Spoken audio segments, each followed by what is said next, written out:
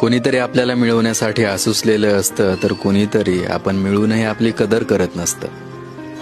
एखाद्याला खूप प्रेम देऊनही आपलं प्रेम कमीच पडत राहतं, तर कोणीतरी असतं जो फक्त आपल्या हसण्यावर प्रेम करत असतं। या जगाची रीतच आहे, जी व्यक्ती आपल्यावर प्रेम करत असते ती व्यक्ती आपल्यासाठी सामान्य असते। जी व्यक्ती आपल्यासाठी सर्व काही असते त्या व्यक्तीसाठी आपण काहीच नसतो।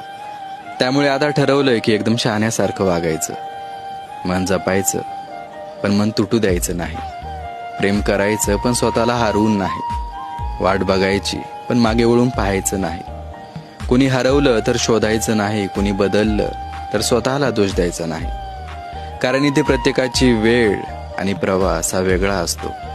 कुणी थांबतं तर कुणी वाट सुरू असतं। कोणीतरी आपल्याला मिळवण्यासाठी आसुसलेलं असतं, तर कोणीतरी आपण मिळूनही आपली